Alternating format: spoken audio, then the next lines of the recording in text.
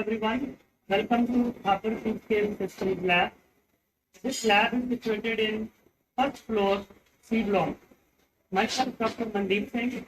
I am Associate Professor in Electrical Instrumentation Engineering Department.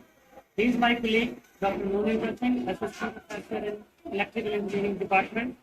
He is my lab technician, Mr. Ganesh Kumar, who takes care of this lab.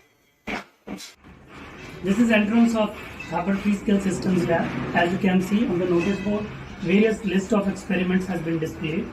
In view of COVID-19 guidelines, all the precautions have been taken care of by the faculty staff and the students. So we have put up some posters as well as the sanitizer at the entrance of this lab. This lab was established in 2011 under Industry Institute Partnership Interaction. This lab was established with the collaboration of Freescale Semiconductor India Limited. Nowadays that company is known as NXP Semiconductor Limited. At that time we have been provided with 16-bit microcontrollers, mainly SX12 boards, which are basically based on the 16-bit microcontroller, and this board is actually can be interfaced with the PBM student learning kit, which includes breadboard, which include LCD, which includes audio video jacks. We can also interface with serial port.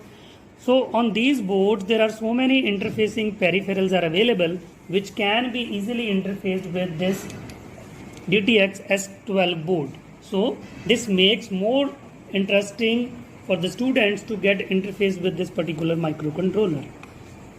In addition to this, Freescale Semiconductor also provided some kind of interesting projects.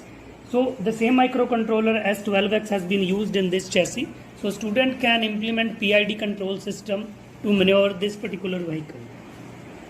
In addition to this, we have Zigbee modules which can be interfaced with the same microcontroller so that the information can be sent wirelessly toward the receiver end. In addition to that, we have JTAG USB boards which later on can be used for the interfacing or simulate or emulate each instruction on board in the real time. We have also received SLK Ethernet kit. So again that microcontroller is able to transmit the data through LAN cable, and that is how at that time it was able to connect the data on the internet. Recently we have augmented with the ARM based microcontroller kits. So this is FRDM board, very small board if you can see. So it's the 32-bit microcontroller on base of ARM7. So you can see it's a very small board. Even then there are some functionalities. So this LCD display is there. Then I can switch some functionality. So now I can move this finger, so you can see the change in the reading is there. So this touch sensor can also be used for some applications. So there are different 4 modes available on this small board which is based on ARM core chip and 32-bit microcontroller.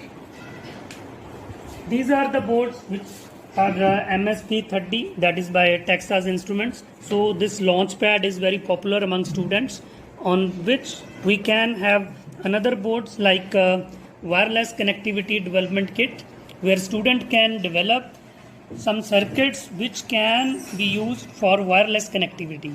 And for this we have Simple Link wireless connectivity MCU, that is CC1390. So this Simple Link is a trademark of Texas Instruments, and its range is in the line of sight up to 1 kilometer. So it's a very reliable and long range connectivity service, but the condition is it should be in the line of sight. We also have ARM based microcontroller kits with us. These kits are equipped with ARM7 kits, in which we have all the peripherals around the main daughter board. So we have LCD displays, we have LED displays, then ADC, DAC, motor controller, relay controls, and keypads. We have also one dedicated display board which has been made by Freescale Semiconductor India Limited, and this particular project was made for automobile vehicular dashboard. So you can see there are so many functionalities which can be made with the help of 32-bit microcontroller. So this is actually a demo of vehicular dashboard in which there are various functions like fuel, distance and other functionalities available in the vehicle. We have also Beagle Bone Black microcontroller board. This is again ARM based microcontroller M3. The main advantage of this board is that student can do some projects using Android as well as Linux based programming modules. Recently we have augmented our lab with STM32 Nucleo board with F4 series. So all these microcontrollers are ARM M4 series.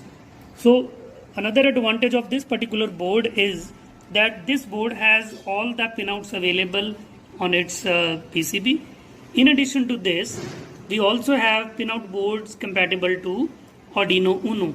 So all the shields which are available in the market, either they are LCDs like this LoRa RF controller board, all the shields which are compatible with Arduino board, they can be directly plugged into this particular board. So that is the major advantage of this ARM32 based board.